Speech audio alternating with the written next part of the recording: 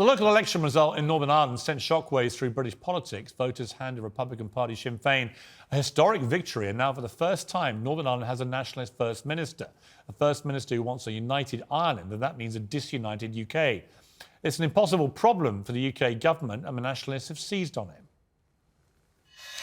Well, I'm joined now by Douglas Murray, who's written extensively on Irish nationalism. So, Douglas, I was going to, and I will get to this, talk to you about the campaign to cancel Winston Churchill, which you've written brilliantly about in your superb new book. We will get to that. But a lot of breaking news in the last 24 hours I want to sort of bring together with you, if I may, because it's all sort of constitutional.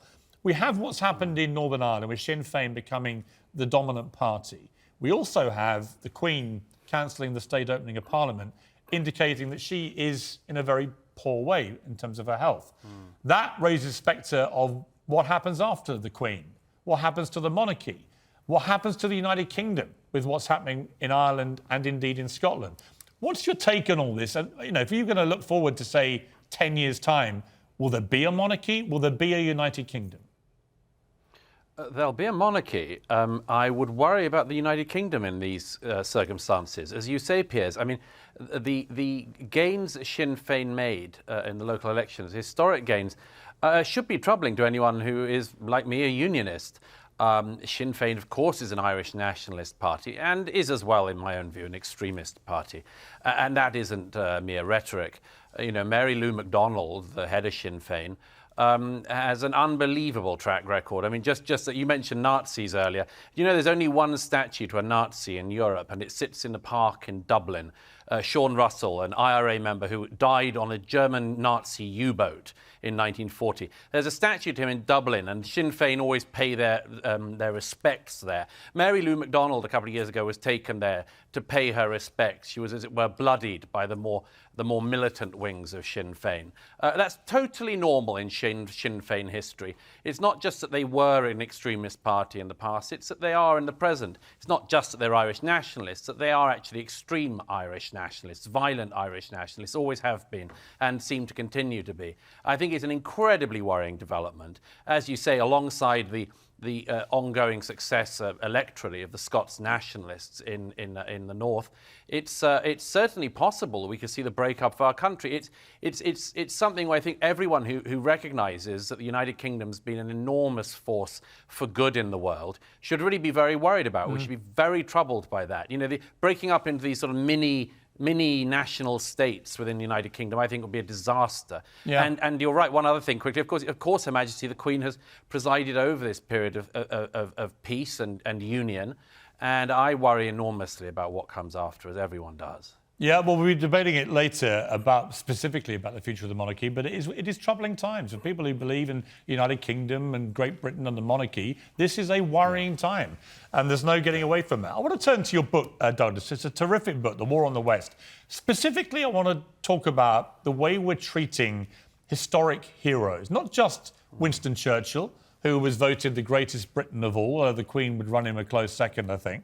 But also American presidents, the founding fathers, Abraham Lincoln, and so on. What you're seeing is the slow chipping away of legacies of towering figures who, I believe, the totality of their achievement should outweigh the negatives, which go with any human being. Of course. But talk, first of all, about Churchill, because he's coming under increasing attack from the woke brigade. You know, they portray him as a white supremacist, a racist, somebody who did evil things and shouldn't be considered great in any shape or form. What's your response to that?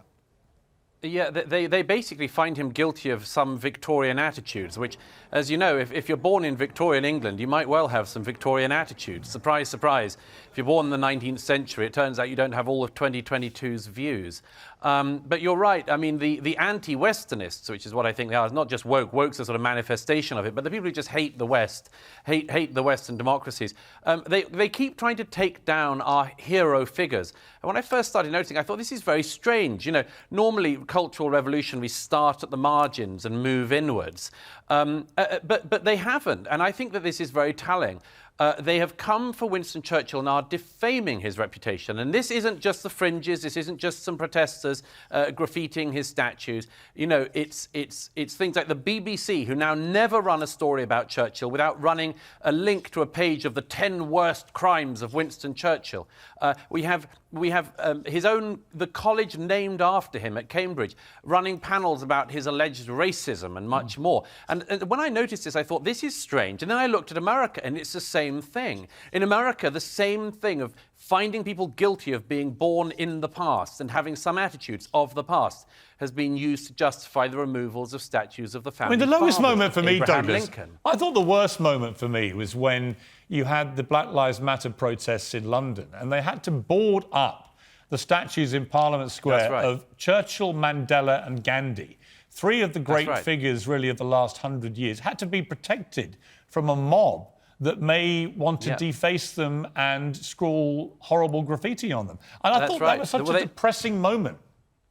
Nobody passes this test, Piers. That's the crucial thing. Right. Nobody passes the test. You know, as I say in The War on the West, you know, even if you take some of the criticisms of Churchill, and like all people, he's a bit flawed. Everybody is. But even if you take those criticisms, you know, does standing alone against Adolf Hitler and being more important than any other individual for seeing Nazism beaten back, does that count for nothing? Yeah. You know, so what if he liked to drink on the side? So what if he said some things that we don't agree with today? That should count in the plus side. Same thing with Abraham Lincoln.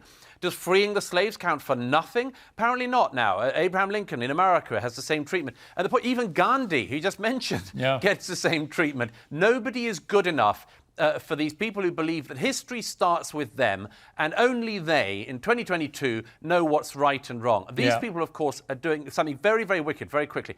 They know that if they take out Churchill, they will take out Britishness at a very fundamental level. If they take out Jefferson and Lincoln, they've taken out America. It's no less than an assault at the very fundamentals of our identity and our right to feel pride in our own history. I completely agree. And I think if you can't acknowledge that human people are flawed and complicated and have good and bad sides to them, whoever they are.